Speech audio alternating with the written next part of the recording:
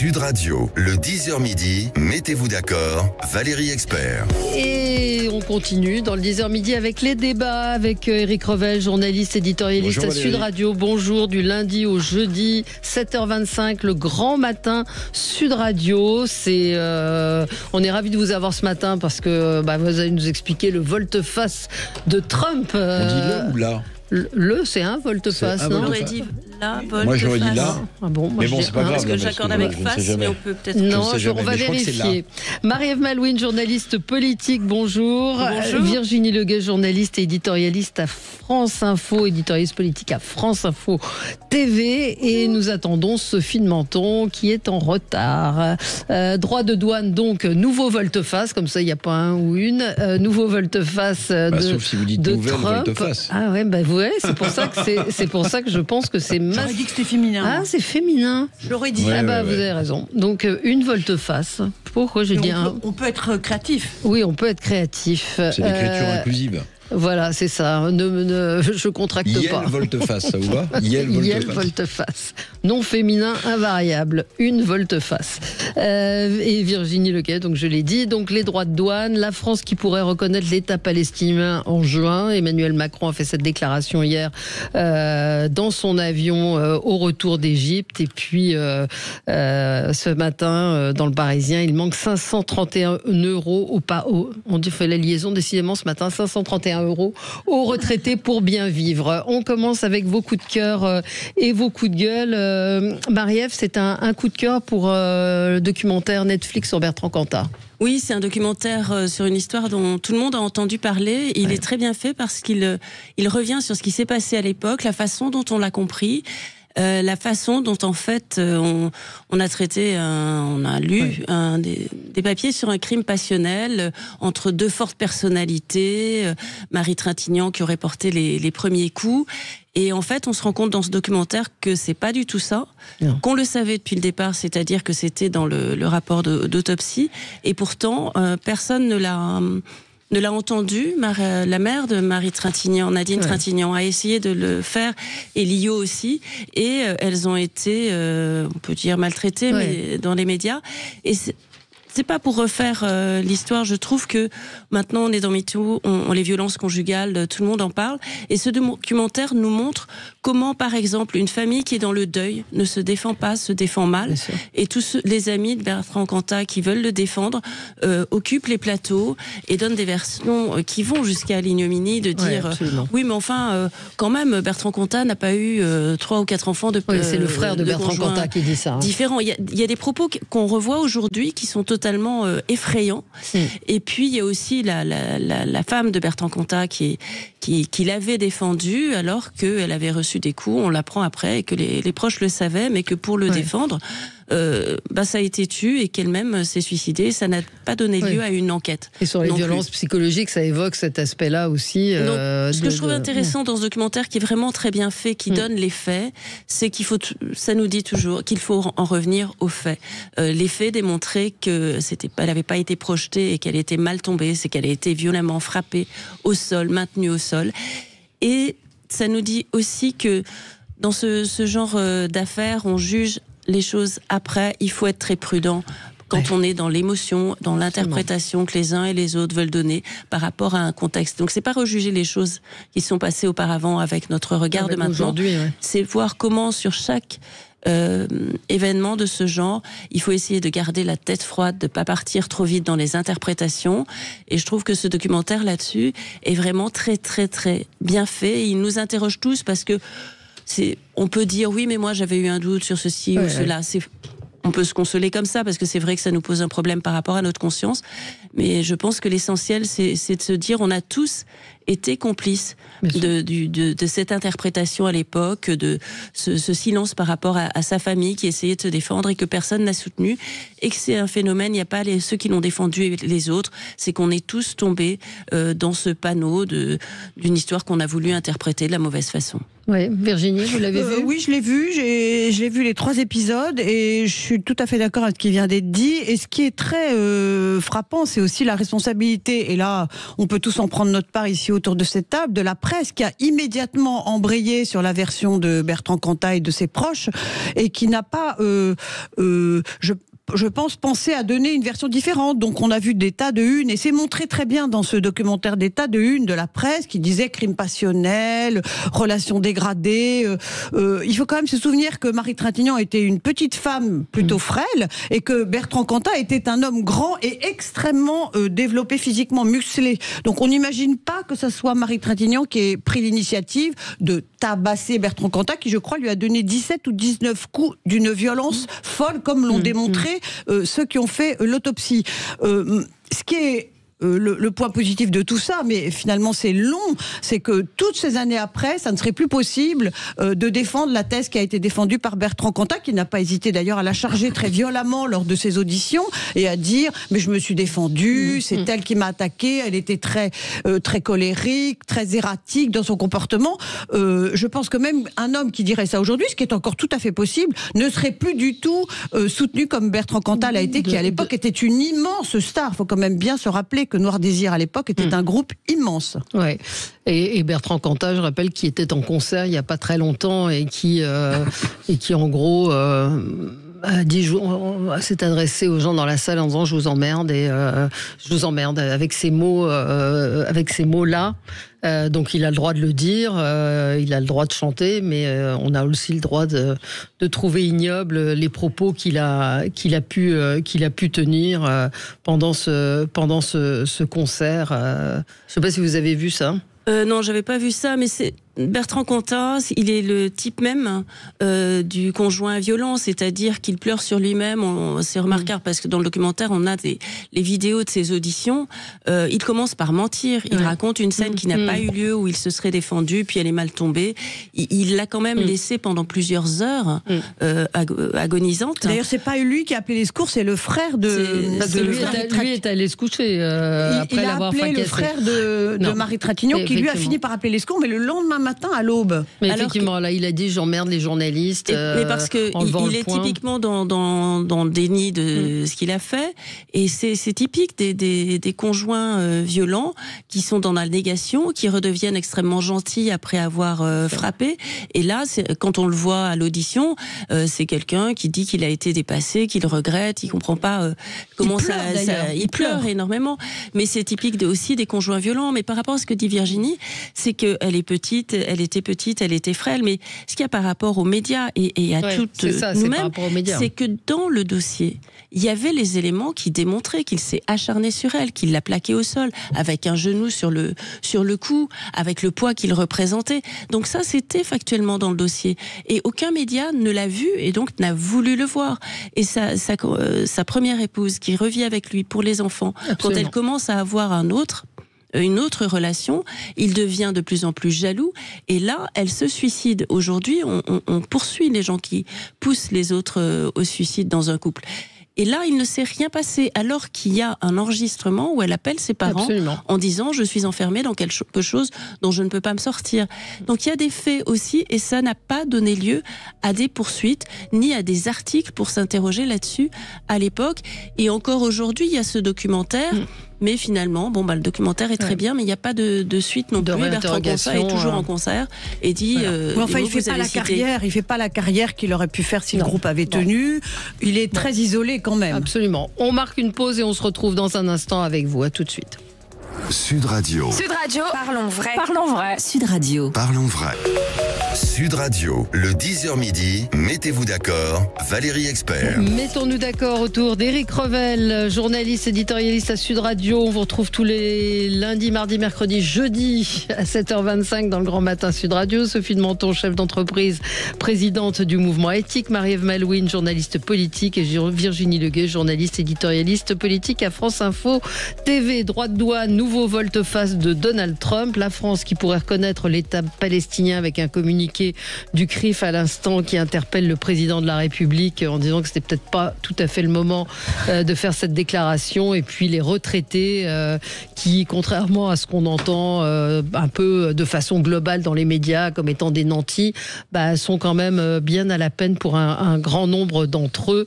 Et on va revenir sur tous ces sujets. Alors, Marie-Ève, vous avez parlé de ce document sur Bertrand Cantat. Virginie, vous, c'est un coup de cœur pour un livre. Vous aimez bien les coups de cœur livres? Oui, je suis désolée, je suis un peu embêtante, parce que la dernière fois déjà c'était un livre.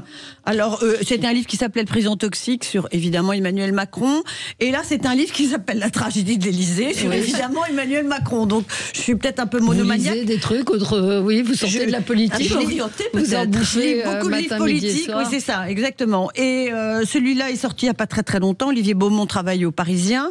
Alors, c'est un angle un peu différent. C'est la vie quotidienne à l'Élysée, les habitudes du président, les us et coutumes entre les conseillers qui sont en cours, ceux qui ne le sont plus, comment ce petit monde féroce cohabite à l'intérieur de ce vaste palais. Et c'est plein d'enseignements sur, évidemment, la personnalité d'Emmanuel Macron, la façon qu'il a de régner sans aucune concession sur ceux qui travaillent pour lui. J'ai trouvé que c'était vraiment rare, parce que finalement, si rien ne change, Emmanuel Macron sera resté président 10 ans, ce qui est très long.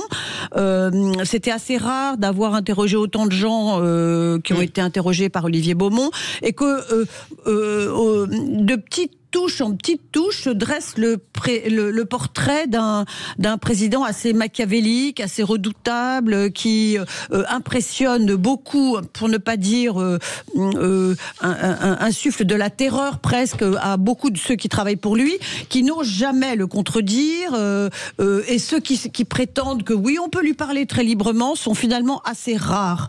Donc j'ai trouvé que c'était intéressant. Une petite anecdote que j'ignorais, mais qui est vraiment une petite anecdote. Emmanuel Macron ne se parfume qu'avec l'eau sauvage de Dior, dont il s'inonde du matin au soir. Et Emmanuel Macron, il boit son whisky tous les soirs avec une marque de whisky tourbé. Franchement, lisez-le, Sophie. Mais alors, j'en meurs d'envie. Voilà, au lieu de critiquer, lisez-le. Je ne critique pas, je pose des questions. C'est vrai que j'en meurs d'envie, ce qui est mauvais signe, parce que c'est le petit bout de la lorgnette. Et non, c'est la vie quotidienne. C'est pas du tout le petit bout de la lorgnette. C'est la vie quotidienne d'un président. Non, mais je ne critique pas dans les occasions publiques. Alors, je comprends bien. Non, mais ce qui est dommage, c'est que le livre a été résumé à cette histoire de parfum. Oui, je le cite comme ça, mais alors, bon. Ce que je veux dire, c'est que on parlait tout à l'heure entre nous des médias, etc. Est-ce qu'il faut croire ce genre de truc? Je veux dire, c'est une enquête. C'est une enquête, mais et qu'est-ce qu'il a retenu et vraiment, enfin, je trouve ça inquiétant. Mais oui, mais le livre, il n'y a rien d'inquiétant en fait. C'est une enquête avec un angle choisi, et assumé, où il a interrogé des tas de collaborateurs de l'Élysée, des conseillers, des collaborateurs, certains si j'ai bien compris, mais je l'ai pas encore lu. Donc si j'ai bien compris, c'est que c'est sur des détails pratiques de la vie quotidienne. Oui, mais c'est les détails qui dressent le portrait d'un homme de la vie quotidienne, dans un palais où travaillent tant de gens. C'est la façon qu'il a de les gérer, c'est la façon qu'il a de rentrer dans une pièce, c'est la façon qu'il a de commencer ses entretiens. C'est ça qui dresse le président d'un homme, le portrait d'un homme. Pardon. Probablement, mais c'est vrai. Mais je suis très troublée parce que j'aime bien lire les histoires, la vie quotidienne. C'est un peu. D'ailleurs, il y avait d'ailleurs une très belle collection, La vie quotidienne avec les hommes politiques. Mais je trouve quand même que c'est à charge, c'est pour abîmer l'image d'un homme. C'est pas du tout à charge, pas du tout. Vous vous trompez. Après la lecture, on s'en sort comment? Enfin, après la lecture, on pense quoi? On pense exactement ce que j'ai dit, c'est-à-dire que de détail en détail, alors, ça fait quel portrait de l'homme?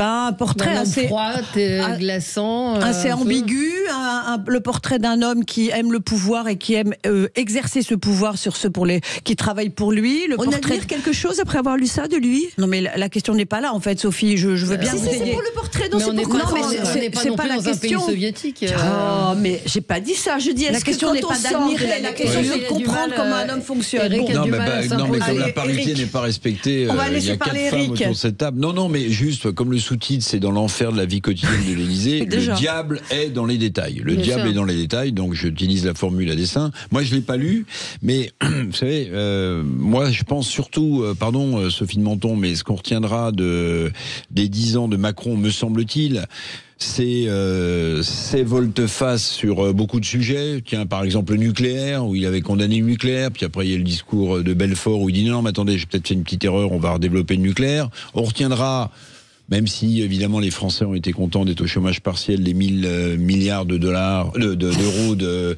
dettes supplémentaires. Enfin, voilà, c'est ça qui va marquer sur le fond. Alors maintenant qu'un journaliste nous apprenne que les hommes de pouvoir aiment le pouvoir, et quand vous êtes le président de la République française, vous avez un pouvoir qui est plus important d'ailleurs que le pouvoir des présidents des États-Unis, sauf peut-être Trump en ce moment. Bah, vous savez, le machiavélisme d'un François Mitterrand, demandait au médecin personnel de Mitterrand, Claude Gubler, comment du jour au lendemain il s'est fait éjecter du cercle de François Mitterrand. Enfin, voilà. Bon, maintenant, on est tous friands quand même de petits détails. Oui, je sais, voilà. C'est dommage d'ailleurs. On est tous friands, c'est pour ça que je vous parlais de son whisky le soir, et son eau visiblement, et de son eau sauvage. Bon, voilà. En même temps, les deux marques, je cite pas la marque du whisky, sont des marques iconiques, donc on peut dire le président a bon goût, vous voyez, pour le parfum comme pour le whisky. Quand Hollande vida une partie des caves, ça, on apprend ça aussi. Voilà. Maëve, vous l'avez lu ? Non, je l'ai pas encore lu, mais je vais le lire. Ouais. Mais d'après les extraits que j'ai vus, je crois que ça correspond tout à fait aussi à ce qu'on attend dans la période. C'est que comme il n'y a plus d'idéologie, qu'il n'y a plus de droite, de gauche, ni de cadre dans la pensée et l'action politique, et puis on va voir derrière ce qu'il y a derrière les hommes. Absolument. Puisque avant les campagnes, on pense qu'ils promettent tout ce qu'ils veulent pour éventuellement appliquer un petit peu, beaucoup ou pas du tout de leur programme. Les gens veulent savoir, et nous les premiers, qui sont ces gens. Est-ce qu'on peut leur faire confiance ? Moi, j'ai un peu honte de ma curiosité. Dans ce que je peux lire, je trouve ça voyeuriste, Sophie. C'est pas du tout un livre voyeuriste. Laissez terminer. Un homme politique, pour avoir pas mal travaillé sur les présidents de la République, c'est aussi leur entourage. Et là, on voit, apparemment, c'est ce qu'on constate aussi depuis qu'Emmanuel Macron est élu. On a eu des articles sur la vie quotidienne à l'Élysée, sous François Mitterrand, sous Jacques Chirac. Et là, on voit une certaine faiblesse. Parce que l'anecdote du parfum, elle est racontée par son entourage qui dit, alors du coup, quand il est passé, on dit, ça sent le président.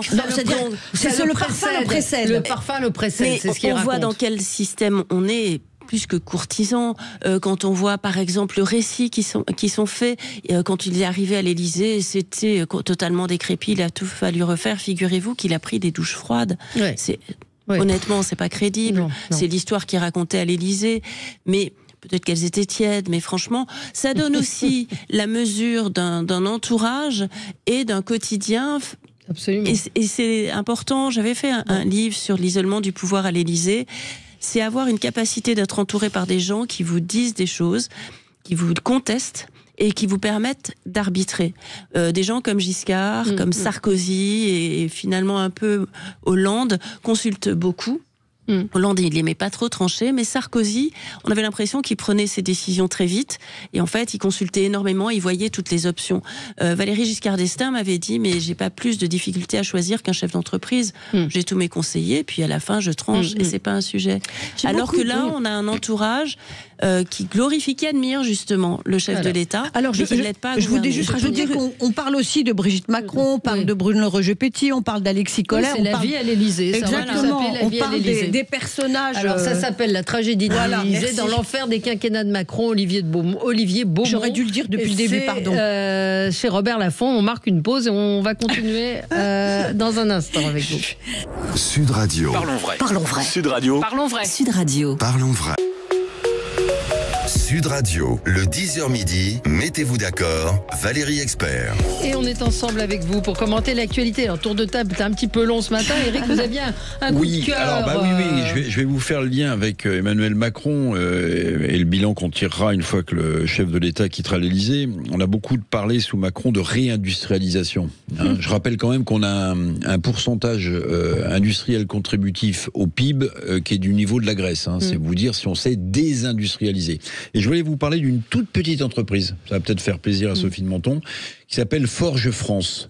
Alors Forge France, c'est une petite entreprise qui est installée à Joigny-sur-Meuse, qui est très petite, qui a 30 salariés, à peine 4 millions d'euros de chiffre d'affaires, et qui est pris sous les fourches caudines de plusieurs mouvements d'influence. La mutation vers l'électrique, et puis la bureaucratie, des réglementations et des mises à niveau de la drill. Vous savez, la drill, c'est l'ennemi de tous les industriels, la drill. Les petits chefs d'entreprise, c'est la direction régionale de l'environnement et de l'aménagement du logement. Qu'est-ce qu'on demande à cette petite boîte qui en plus doit gérer la mutation vers l'électrique? On lui demande d'investir 950 000 euros pour assurer l'isolation sonore de l'entreprise.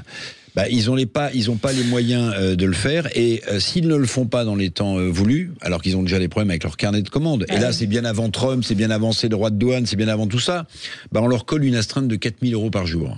Donc si vous voulez, une toute petite boîte comme celle-là, qui est prise sous les feux croisés de mutation, de révolution industrielle, en direction de l'électrique, tout électrique aujourd'hui, plus la bureaucratie française de la drill, vous avez une entreprise qui va pas s'en sortir, qui va sans doute fermer. Alors ça concerne personne, vous vous rendez compte, ça concerne que 30 salariés.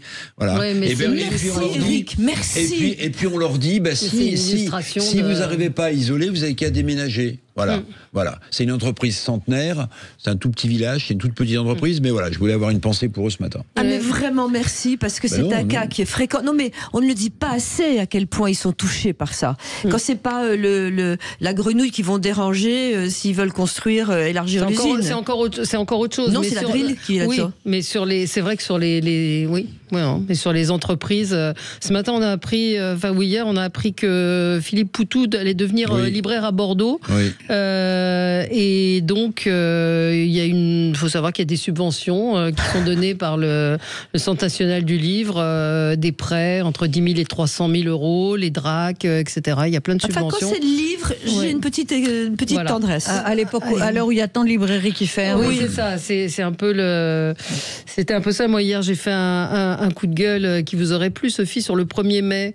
Les restaurants qui ne peuvent pas ouvrir parce que ça leur coûte 3 fois le prix. C'est le seul jour de l'année où on ne peut pas travailler, en fait. Et j'ai découvert que les boulangers ne pouvaient pas travailler. N'ont pas le droit de travailler le 1er mai. Et alors, on a généralement où on fait une note avant, où on demande à l'inspection du travail d'y aller mollo. Donc, il y en a qui sont taxés tous les ans. Et alors, le patron a le droit de travailler tout seul. Parce que quand on est patron, on a le droit de bosser. Mais il y a des règles qui deviennent peut-être un petit peu obsolètes. 30 000 boulangeries qui n'ont pas le droit. Rapidement, parce que je voudrais qu'on avance et qu'on parle des droits de douane. Alors, je vais faire la transition avec Macron sur les loups. Ah bon? Oui, c'est quoi la transition? En fait, ça m'a beaucoup inquiété, car on a, par manipulation génétique, donc ça sera de plus en plus fréquent, et c'est le progrès, on ne peut pas aller contre, mais ils ont un loup, je crois qu'on ne peut pas aller contre tout ce qui est découvert. Ne l'interrompez pas. Oh là là, non. Tout ce qui est découvert scientifiquement, on le fera. Je crois que c'est la règle. Donc il y a une entreprise américaine qui est parvenue pour la première fois. Il y avait des loups gémants très méchants. Une race de loups. Ils ont trouvé une vieille dent de loup de plusieurs millions d'années. Il y avait un code génétique. Ils ont mélangé avec un loup normal. Ils ont fait porter l'ensemble par une grosse chienne. Et ils ont eu des bébés loups. Et on a un loup géant qu'il y avait autrefois. Donc c'est vrai que c'est un progrès inouï, mais c'est très très inquiétant, et c'est la base de l'eugénisme. Et quand j'ai vu ce qu'ils avaient réussi à faire, en retrouvant le loup énorme il y a plusieurs millions d'années, c'est très inquiétant. Voilà, j'avais juste envie de dire que c'est ce progrès inéluctable contre lequel on ne pourra jamais lutter. Oui, enfin, il y a plein d'expériences. Vous savez qu'on essaie de recréer le dodo de Maurice à partir de l'ADN. On essaie les mammouths aussi, puisqu'on en retrouve dans. Et puis les enfants, car quand vous allez faire analyser votre bébé, si votre enfant, vous l'est programmé pour avoir une maladie du sang, eh bien, on ne le gardera pas. Donc, c'est très angoissant. C'est tout à fait autre chose. C'est tout à fait autre chose. Il y a des examens pendant la grossesse, mais on pas une interruption pour les femmes enceintes. Je dis que c'est de l'eugénisme et que de plus en plus on pourra choisir ce qu'on veut. On va pas. Juste un point de vue différent. Moi, je trouve que le progrès, c'est une bonne chose. L'eugénisme, c'est à nous de travailler dessus. Mais la recherche, le progrès scientifique, c'est extrêmement positif. La difficulté, c'est de bien l'utiliser. Exactement. Mais bon, là, ça a été fait pour des loups, mais à partir de là, on peut faire plein de choses qui rapporteront à l'humanité, je pense, et il ne faut pas essayer de le freiner. Bon, je voudrais qu'on parle de Donald Trump, de ses droits des douanes, de le progrès, de cette volte-face, de cette, ce retournement de situation complètement insensé. Eric, c'est vous le spécialiste en économie. Il y a notre ami Christian de Villeneuve qui nous écoute, qui me cite David Owen, neurologue et politique anglais, qui dit du narcissisme, avoir le monde où exercer son pouvoir, doublé d'une confiance excessive en son jugement et d'un mépris des critiques. Alors, est-ce que c'est un dingue, un déséquilibré, ou est-ce qu'il est très malin? C'est la question que tout le monde se pose quand même ce matin. Alors, toutes les hypothèses sont sur la table, donc je vais pas trancher. Ce qui s'est passé hier à 19h41, heure de Paris, avec donc la volte-face de Trump qui dit dans 3 mois, je regarde si je tape aussi fort que j'avais prévu en matière de droits de douane ou pas. À mon avis, il a perdu le bras de fer. Il a perdu le bras de fer, c'est-à-dire que dans 3 mois, il va pas dire je colle 50-60% de droits de douane à mes partenaires, etc. Bon, la seule exception, c'est la Chine, vous avez vu. Ouais. Donc, les Américains collent 125% de droits de douane aux États-Unis. Les Chinois collent 84% de droits de douane sur les produits américains qui arrivent en Chine. Bon, la guerre commerciale est déclarée. Alors, disons que Trump a signé un armistice, là. Il a signé un armistice. C'est pas forcément la fin de la guerre commerciale. Alors, pourquoi il le fait? Alors, il y a des gens très malins qui vous expliquent qu'en fait, il y a une stratégie derrière tout ça. Que ce serait de faire baisser le dollar pour avoir un avantage comparatif pour les produits américains à l'exportation, et à partir de là, ils pourraient se priver de droits de douane. Le problème, c'est que vous avez la plupart des banques centrales qui ont des dollars en actifs et qui n'ont pas envie de voir leurs actifs se dévaluer. Alors, il y a aussi la sanction des marchés financiers qui a été très violente. Bon, on en a connu d'autres. On a connu 2008, la crise des subprimes. On a connu la crise boursière avec la Covid. Mais là, ce qui était assez impressionnant, c'est que tout baissait en même temps. Les actions, les rendements des obligations, et j'ajouterais donc la parité dollar-euro pour parler que de celle-là. Alors, ce qu'il faut savoir quand même, c'est qu'aux États-Unis, vous avez deux tendances qui s'affrontent très violemment autour de Trump. Un peu comme pendant la guerre d'Irak. Vous voyez, au moment des Bush, il y avait les faucons pro-guerre et puis les colombes pro-paix. Bien là, vous avez la même chose. Vous avez son conseiller commercial qui s'appelle Peter Navarro, qui est un type qui veut du droit de douane en disant c'est pas grave s'il réplique, on répliquera plus fort parce que nous, on est les plus forts. Donc ça, c'est les faucons des droits de douane. Et puis en face, vous avez les colombes de la négociation, emmenés par un intellectuel qui s'appelle Stephen Miran, qui lui est pour la négociation, et puis le secrétaire d'État au Trésor, qui lui dit non, mais attendez, là, on met le doigt dans un engrenage de folie. Donc visiblement, ce sont les colombes qui ont gagné. On verra ce qui se passe dans 90 jours. Mais il y a une question qui se pose, et il y a une très bonne colonne dans le Parisien ce matin. Quand même, est-ce que dans l'entourage, est-ce que dans l'entourage de Donald Trump, quand vous voyez que les indices boursiers, je pense aux États-Unis, le Dow Jones, le Nasdaq ou le Standard & Poor's ont parfois fait des variations de 10 à 15 points dans la même journée à la hausse et à la baisse, est-ce qu'il n'y a pas des petits malins dans l'entourage de Donald Trump qui étaient au courant? Et ça, si c'était le cas, si ce sont des amis proches de Donald Trump, ça va, à mon avis, entacher lourdement, si c'est le cas. Mais on peut s'interroger. Le plus grand délit d'initié du monde. On peut s'interroger. Vous savez, il avait créé aussi les crypto-monnaies quand il est arrivé. Vous vous souvenez? Ça n'a pas très bien marché. Bon, ça n'a pas très bien marché. Donc, c'est un businessman, c'est un négociateur. Maintenant, je pense que personne ne sait dans quelle direction il va lui non plus, réellement. Le gouvernement français s'en sert évidemment, puisque là, les droits de douane ne sont pas encore vraiment en application, qu'on dit déjà qu'on revoit la croissance française à la baisse et que tout ça est de la faute de Trump. Bon, voilà. Maintenant, il y a une chose que je lui reconnais quand même. Au-delà du fait que je ne sais pas où il va avec ses droits de douane et que lui donne pas l'impression de savoir non plus, ça dépend des jours et ça dépend s'il écoute les colombes ou les faucons.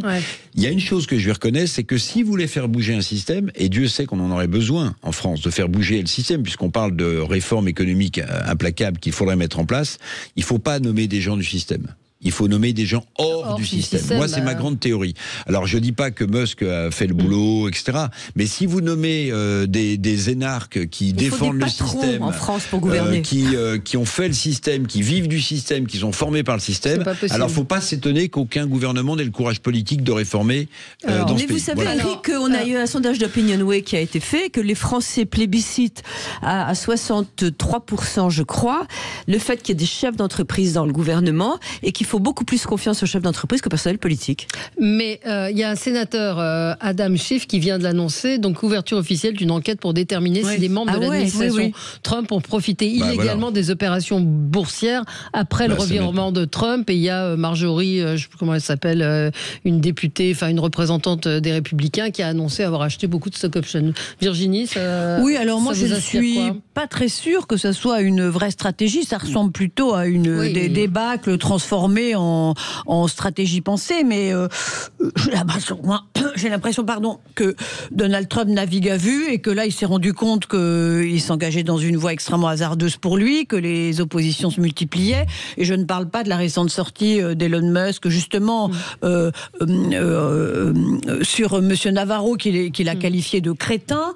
Je crois bête comme ses pieds. Exactement. Je crois que ceux qui avant le président Trump ont touché du doigt la réalité de leur business, de la façon dont ça allait s'organiser dans les mois qui viennent, se sont rendus compte que c'était une voie de folie et que Donald Trump n'avait juste pas l'air de s'en rendre compte. Moi, je trouve ça très inquiétant. Je trouve que tout est très inquiétant, y compris les 3 mois de suspension, parce que je rappelle que le plus grand danger des marchés, c'est l'incertitude, et que là, on est reparti pour 3 mois, et que dans 3 mois, qu'est-ce qui va se passer? Donc ça va durer 3 mois. On nous présente ça comme une grande victoire. Moi, je trouve ça même très préoccupant de voir quelqu'un qui se comporte comme il se comporte, c'est-à-dire qui est capable de la volte-face la plus radicale, d'une minute à l'autre. On ne sait pas très bien pourquoi. Oui, mais c'était malin comme attitude. Explique. Non, c'était totalement suicidaire. C'est pas ça. Je dis que c'est suicidaire. Il ne pouvait pas, pour revenir en arrière. Totalement désordonnée. Oui, pour revenir en arrière, il pouvait pas dire j'ai changé d'avis brutalement. Donc il s'est servi de ça. C'est pour ça. Il s'est servi. De quoi il s'est servi?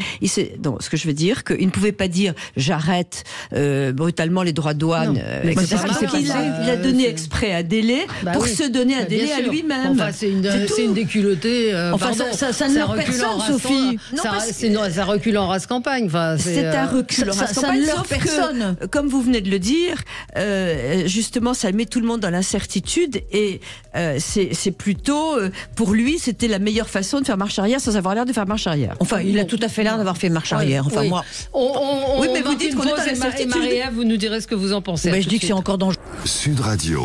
Parlons vrai. Parlons vrai. Sud Radio. Parlons vrai. Sud Radio, le 10h midi, mettez-vous d'accord, Valérie Expert. De retour avec vous sur Sud Radio pour les débats d'actualité. On parle de cette volte-face de Donald Trump.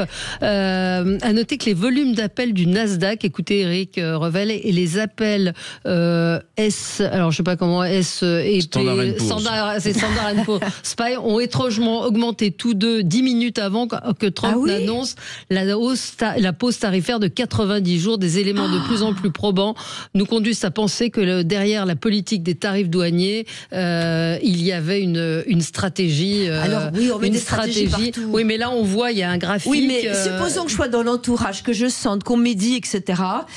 En toute innocence, je réagis en bourse. Mais c'est pas en toute innocence là en l'occurrence. Alors moi j'ai fait une bêtise totale, j'ai vendu mes actions avant-hier. Donc ça veut dire que les gens réagissent.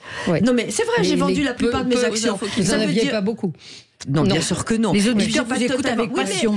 La réaction quand vous avez des actions en bourse, c'est de guetter ce qui va se passer. Donc c'est pas forcément tous des malhonnêtes. Ils ont appris qu'il va y avoir ça devait flotter dans l'air quand même. Ça s'appelle du délit d'initié, Sophie. Oui, c'est un nom. Mais c'est surtout, c'est alors, le personnage de Trump quand même. Quand on revient sur son élection, c'est quelqu'un. Je suis désolée, mais c'est un peu de la psychologie. Il avait été élu une première fois, il n'a pas été réélu, il en a été vexé. Il a réussi à être élu en partie à cause de la médiocrité des démocrates aux États-Unis. Et là, il est atteint parce qu'on a parlé d'hubris pour Macron, mais là, c'est de l'hubris puissance 100 000. Et donc, il croit qu'il peut tout gérer. Il arrive, je suis président. On l'a vu le jour où il est arrivé. Il signe des décrets, allons-y. Et puis là, il a été confronté à la réalité économique, l'économie est mondialisée, géostratégique. Et c'est complexe de diriger un pays. Et là, je ne sais pas si c'est une stratégie. Je pense qu'il voulait augmenter les droits de douane réellement. Et puis, il a changé d'avis parce qu'il a vu que ça avait des conséquences et que c'était pas forcément très positif finalement pour les gens qui l'ont élu. Et donc, possiblement, il a dit qu'il allait revenir là-dessus et il l'a dit autour de lui. Et les gens autour de lui disent j'ai l'info, je l'utilise. Ouais. Est-ce que ça correspond à une stratégie ? Moi, je crois il n'y a pas de stratégie chez Trump. Ce ne sont que des mouvements d'humeur. C'est pas un grand économiste. C'est quelqu'un qui a écrit un bouquin sur la négociation où il explique qu'il commence par mettre la barre très haut. Il fait peur à tout le monde et comme ça, il gagne. C'est quand même une stratégie un peu courte et qui ne s'adapte pas à toutes les situations. Donc, dans 90 jours, il va se passer. Il rationalise le chaos en arrêtant. À mon avis, c'est fini. C'est fini. Il ne peut pas, dans 90 jours, réaffirmer pour les mêmes raisons qu'on a dites. Je suis d'accord avec ça. Mais du coup, est-ce que l'Europe va commencer à prendre conscience je trouve que, pour le coup, l'Europe a une position assez fine. C'est-à-dire que plutôt que coller des droits de douane immédiatement, on a menacé d'un règlement qui s'appelle le règlement anti-coercition, qui est très impactant pour les entreprises qui en sont ciblées, parce que ça vous permet pour les banques américaines ou les fonds américains d'être interdit d'investir en Europe, et surtout ça interdirait aux entreprises américaines de répondre à des appels d'offres publics en Europe. Ça, c'est mieux qu'augmenter les droits de douane, parce que vous voyez bien ce qui se passe avec la Chine. Là, si j'augmente de 10, j'augmente de 15, j'augmente de 20. Bon, alors c'est vrai que la Chine a le plus gros déficit, le plus gros excédent commercial avec les États-Unis. Ça varie suivant les années entre 300 et 500 milliards de dollars.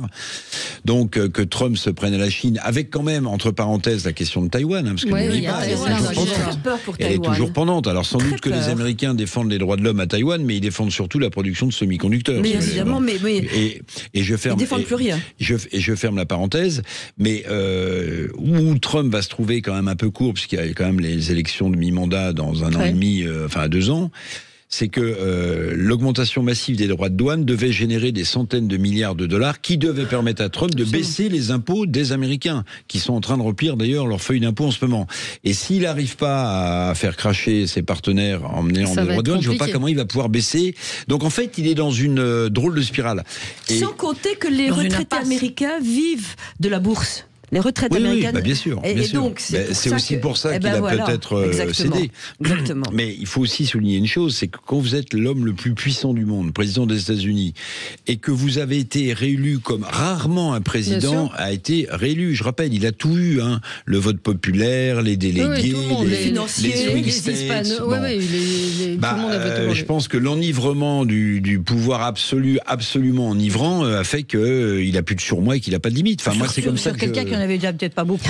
Oui, enfin, il s'est fait réélire. Il s'est fait réélire triomphalement. Il faut quand même le remarquer. Je discutais avec une amie américaine qui disait que les Américains aiment Trump. Mais attendez, parce que nous, on a une vision très franco-française. Pour nous, l'Amérique, c'est la côte Est et la côte Ouest. Si vous voulez, mais pas du tout. L'Amérique profonde, c'est pas ça. Non. Maintenant, je vais vous dire une chose. Mais c'est pas que l'Amérique profonde qui a voté Trump. Si le prix des bagnoles, qui est quand même un symbole américain par définition, la liberté de se déplacer, etc., augmente.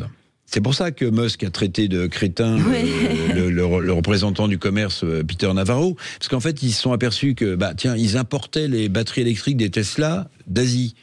Donc, si vous mettez des droits de douane, que votre batterie est triple de prix, votre Tesla fabriquée aux États-Unis qui va être exportée en Europe, elle va coûter plus cher et vous en vendrez moins. Au-delà de l'image de Musk qui fait que plus personne ne veut acheter de Tesla. Mais en fait, c'est ça. Donc, ils sont en train de s'apercevoir que Ford et General Motors importent 30% de leurs voitures. Et aujourd'hui, il est rattrapé. Je suis assez d'accord avec Eric Revel. Il est rattrapé par la logique économique et l'Europe a tapé sur la logique économique qui fait que les industriels américains se disent oh là là, ce qu'il fait, finalement, ça va pas nous rapporter et donc ça peut le mettre en position de disons moins forte qu'après son élection. Et il faut souligner quand même qu'on a tendance il nous met des droits de douane, et bien on va faire comme lui, on fait pareil et tout. C'est un réflexe et on va sur son terrain. Alors que là, l'Europe est allée sur un autre terrain et c'est vrai que ça peut produire des effets moins visibles, moins flamboyant, mais ça peut être efficace. Absolument. Et puis ils n'étaient pas capables de prendre d'autres décisions, mais ça c'est autre chose.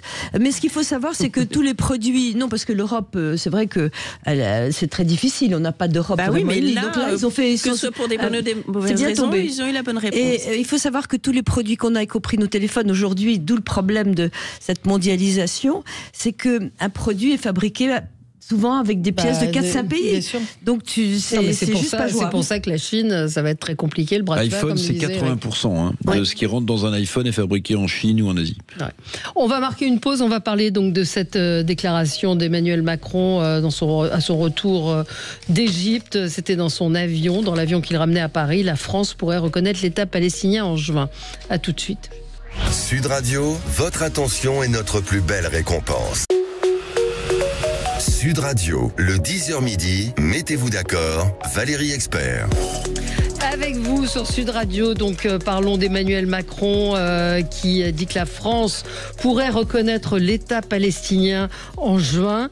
Un État palestinien alors c'est à l'occasion d'une conférence que la France co-présidera avec l'Arabie Saoudite aux Nations Unies. Évidemment, beaucoup de réactions, en particulier celle du CRIF ce matin qui réagit à cette déclaration en disant Monsieur le Président de la République annoncé aujourd'hui que la France reconnaîtra prochainement un État palestinien où sont encore retenus 59 otages. C'est permettre au Hamas de clamer une inacceptable victoire politique. Comment peut-on envisager de reconnaître un État alors qu'une partie de son territoire est contrôlée par une organisation terroriste, etc., etc.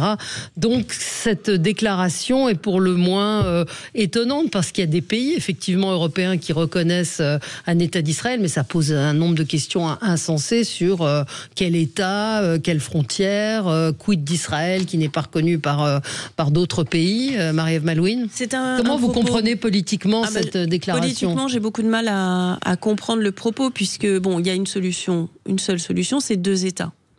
Mais on n'en est pas du tout là. Bah oui, on c'est n'en bien est le pas problème. du tout là.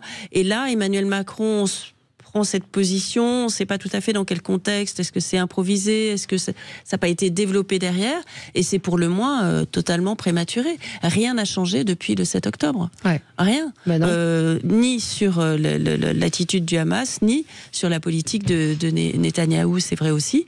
Et donc on ne comprend pas ce que cherche le président de la République. Un État, lequel, avec le Hamas, un État terroriste. Ça, il a bien dit que c'est sur le Hamas. Bah, comment il fait sans le Hamas? Comment il fait? En fait, il a traduit, il a le problème à l'envers. Non, mais Oui, c'est ça la question centrale. Il a pris le problème à l'envers. Il a pris le problème à l'envers, il nous donne la conclusion sans établir le processus qui amènerait à cette solution. Oui. Or, cette solution, tous les gens qui c'est d'abord libérer. Il faut 2 États, mais enfin, Hamas doit quitter il oublie Gaza. qu'il y a eu le 7 octobre, qu'il y a des ressortissants français qui ont été massacrés, d'autres qui sont toujours détenus en otage à Gaza. Et le président de la République nous dit c'est fini, maintenant on pense à faire un État. C'est pas possible.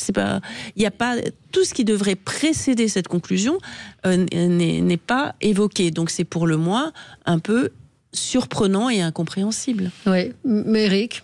Moi, je ne vais pas faire un procès d'intention au président de la République, mais comme il a du mal à exister sur la scène nationale, évidemment, il s'empare de tous les sujets, et c'est de ses prérogatives qui sont internationaux, mais oui, on ne comprend pas très bien ce que ça veut dire, en réalité. D'abord parce qu'il faudrait plutôt relancer les accords d'Abraham, vous voyez, la reconnaissance des pays arabes envers Israël, mais vous voulez créer un État, alors vous ne savez pas avec quelle autorité politique dans ce pays qui serait créé, vous allez discuter. L'OLP est finissant, le Hamas est une organisation terroriste, donc en fait vous créez un État en discutant avec qui? Il n'y a pas d'interlocuteur. Bon, c'est la première chose. Bon, moi je pense vraiment qu'il essaie d'exister. On nous explique que la libération de Boualem Sansal est imminente, que la diplomatie à pas de velours, à pas feutré fait son œuvre. Bon voilà, je pense qu'il n'existe que sur ces dossiers-là. Voilà, il survit politiquement grâce à ces dossiers-là. D'ailleurs, ça lui a permis de remettre un pied dans le gouvernement, l'air de rien, parce que ses 2 fidèles, le ministre de la Défense, Le Cornu, et Barrot aux Affaires étrangères, sont les 2 ministres qui sont très en pointe sur les dossiers du président de la République, et ils sont membres du gouvernement. Mais pour le reste, il va faire un buzz. Il va faire un buzz. Ouais, il essaie peut-être de renouer avec la tradition française. Les Américains sont plutôt pro-israéliens et nous, on est plutôt pro-arabes. Mais c'est à mon sens, c'est une déclaration sans queue ni tête. Virginie ? C'est comme souvent avec Emmanuel Macron, c'est totalement erratique. Sur combien de sujets de politique étrangère Emmanuel Macron a changé d'avis régulièrement tout au long de ces dernières années. Et en plus, il prend le problème totalement à l'envers. Il faudrait d'abord que le Hamas quitte Gaza, réinstaurer un processus démocratique et après, éventuellement, réfléchir à ce qu'on fait. Là, puis alors, je voudrais quand même dire que il faudrait que les présidents arrêtent de parler dans les avions. À chaque fois qu'il y en a un qui parle dans un avion, c'est toujours une déclaration bizarre, à contretemps, violente, excessive. Bon, là, Emmanuel Macron, il s'avance. En plus, la justification de ce qu'il dit, je ne le ferai pas pour faire plaisir à tel ou tel, mais parce que ce sera juste. Ah bon ? Oui, parce que je pense qu'à un moment donné, ce sera juste, c'est que je veux participer. À une dynamique collective. Bon, super, d'accord. Bon, mais la dynamique collective me paraît pas, moi, comment, avec qui. Exactement. Moi, je pense qu'il a court-circuité le moyen d'y arriver et qu'un État palestinien, évidemment, sans le Hamas, est souhaitable et que moi, j'aimerais bien qu'il y ait un État palestinien. C'est pas souhaitable, c'est indispensable. C'est indispensable. Oui, mais donc il a fait un court-circuit. Mais c'est la guerre.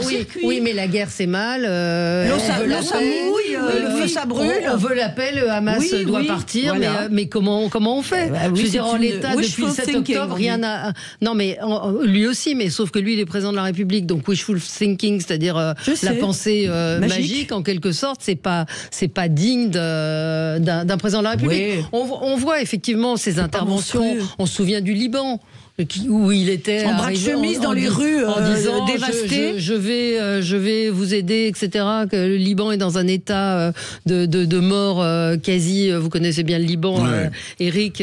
Moi, j'avais été juste après l'explosion du port de Beyrouth, quelques semaines, mois après, où Macron était passé en disant, en gros, Libanais, je vous donne un mois pour mettre tout au carré, un gouvernement, un président de la Banque centrale, etc. Et je peux vous dire que, bon, évidemment, ils l'ont pas fait devant lui, mais moi, les gens que j'ai vus derrière, à Beyrouth, les officiels, ils riaient sous cap. Parce que, visiblement, il n'avait pas pris la mesure de la complexité ethnique, religieuse de ce pays qu'on appelait la petite Suisse du Moyen-Orient à l'époque, qui est un pays où le système bancaire ne marche plus. Bon, alors il y a un nouveau président, Aoun, etc. Mais oui, il traite de manière tellement légère des dossiers tellement complexes qu'il finit par faire rire. Souvenez-vous, quand il avait demandé lors d'une conférence de presse à un président africain, parce qu'il faisait chaud dans la salle, de s'occuper de la clim. Enfin bon... Mais c'était totalement méprisant. Mais la réaction ce matin, quand même, à cette phrase, elle montre bien que c'est très choquant pour en particulier un certain nombre de nos compatriotes de la part d'Emmanuel Macron. De dire cet État comme ça, sorti de nulle part, reconnaître un État palestinien, le CRIF, il dit, je pense qu'il c'est pas entendable. Il veut faire un coup politique, mais il faut qu'il nous explique comment il arrive à cette conclusion, en fait. Vous l'avez très bien dit tout à l'heure. En fait, c'est la fin du processus, la création. Qu'il faille deux États, bon, très bien. Qui reconnaît l'autre ? Mais avec qui vous discutez ? Sur quelle base ? Bien sûr. Tiens, puis on a oublié que Trump, d'ailleurs, voulait faire la Côte d'Azur à Gaza. Oui, c'est à Gaza, absolument. D'ailleurs, j'avais dit à quelques maires et têtes politiques de la Côte d'Azur que moi, je serais à leur place, je ferais un procès pour utilisation illégale et sans copyright du nom Côte d'Azur. C'était la Riviera. La French Riviera. C'est très choquant parce que après le 7 octobre, il y a eu des gens qui ont demandé la création d'un État palestinien assez rapidement, justement, pour trouver une solution à ce qui s'était passé. Or, tout le monde a bondi en disant que ce serait justifié. Le massacre, puis ce serait la conséquence, le résultat du massacre, ce serait d'aboutir à un État palestinien. Et on a l'impression qu'il reprend cette logique, puisqu'il ne donne pas plus d'arguments sur ce qui se serait passé et sur ce qui arrive. Mais les Palestiniens commencent à râler sérieusement contre le Hamas. C'est la première fois qu'on commence à voir l'émergence d'une révolte contre le Hamas, qui est bien. Observons et voyons ce qui se passe, mais ce qu'ils disent. On pourrait avoir en juin une réunion qui puisse envisager à terme la création d'un État palestinien et qui poserait les conditions et le chemin pour les conditions préalables, bien sûr. On pourrait l'entendre, mais là dire ce serait le résultat dès le mois de juin, c'est pas possible. C'est pas possible. Et je voudrais quand même dire que je suis assez d'accord avec Éric sur le renouveau politique d'Emmanuel Macron, qui profite des sujets internationaux et surtout de la faiblesse de François Bayrou pour réexister sur la scène intérieure. Il y aurait un Premier ministre qui tiendrait bien ses dossiers, qui tiendrait bien son actualité et qui proposerait des réels projets. Je pense qu'il aurait un peu moins de marge. Là, il se permet de lui-même organiser ses propres réunions, de parler en droit, là je parle d'Emmanuel Macron, de parler en droit fil avec les ministres, mais c'est parce que François Bayrou, tout simplement, n'est pas à son travail. Et ça, c'est un vrai problème. Et donc, ça permet à Emmanuel Macron de jouer quasiment les deux rôles. C'est vrai, mais il peut absolument rien faire du tout. Mais alors, qui 16 non, je pensais que vous parliez du président de la République. Quand même. Non, mais le président de la République qui peut rien faire. Qui ne peut rien faire. François Bayrou, il a du mal à trouver le verre d'eau qui est devant lui. Donc, si vous voulez, mais parce qu'on lui déplace. Mais il ne peut rien faire. Non, on lui avait pas déplacé en l'occurrence. Il était à l'endroit d'habitude. Mais le président de la République non plus, donc qui se taise. Oui, mais l'un et l'autre sont dans des situations impossibles. La France est ingouvernable. L'Assemblée nationale est une honte absolue. Alors une fois qu'on a dit ça. C'est vous qui le dites. On aurait dû faire une émission spéciale sur une très bonne initiative de Donald Trump. Je vais lui faire mon coup de cœur. Il a déclaré: j'aime prendre une bonne douche pour prendre soin de mes beaux cheveux. Il l'a vraiment dit, cette phrase. Donc, mais il en a dit beaucoup d'autres. Il a expliqué que il avait un peu d'ironie certainement, mais qu'il avait besoin de se passer sous la douche pendant 15 minutes et que la puissance des pommeaux de douche américains était trop faible. Donc il a passé un décret pour limiter les restrictions de débit des pommeaux de douche avec ce slogan Make America Shower Great Again. Rendons les douches. Non. Si. Vous avez remarqué que ces beaux cheveux ne sont plus rouge carotte. C'est pas une fake news. Non, ils sont blancs maintenant. Il a changé la couleur de ses beaux cheveux. Oui, ils sont un peu plus blancs. Great again. Oui, mais non, c'est une blague. Make America Showers Great Again. Peut-être qu'il fait de l'humour quand même. Oui, je pense qu'il a dû faire de l'humour, mais en tout cas, le décret est réel. Il veut qu'il y ait de la pression dans les douches américaines et vous ça, vous souvenez, un jour, il avait pris l'avion et donc il était monté dans son avion, premier mandat, et il y a eu un énorme coup de vent et sa mèche de vent qui recouvre l'intégralité du crâne est partie à gauche. Et là, c'est là qu'on voit qu'il a les cheveux très longs, mais que d'un côté. Ouais. Vous savez ce qu'a répondu Hilton? On lui a demandé mais quel est le secret de votre réussite et qu'est-ce qu'il y a de plus difficile dans la vie? Les hôtels Hilton. Oui, les hôtels Hilton. Et il a répondu, il a hésité, puis il a répondu: le plus difficile, c'est d'être bien sûr qu'on met le rideau de douche à l'intérieur de la baignoire. Ah oui, ça fait magnifique. Devil is in details. Oui, voilà. Diable dans les détails. Allez, on va s'arrêter là pour aujourd'hui. Beaucoup. Merci à vous. Bonne on journée. A parlé de plein de choses. Bonne journée. Merci. Puis on va surveiller la bourse. Eric, ce matin, elle a redémarré. Vous avez surveillé un petit peu? Oui, vous avez vu Dow Jones à New York, 8% de hausse, et le Nasdaq, l'indice des valeurs technologiques, 12% une séance. Ah la vache, j'ai vendu avant-hier. Non mais c'est Et Sophie, appelle Eric la prochaine fois. Bah oui. Ah là là. Non, moi je peux. Non. Les conseillers ne sont pas les payeurs. Absolument. Merci à vous. Bonne journée sur Sud Radio. Bonne journée. Sud Radio. Parlons vrai. Parlons vrai.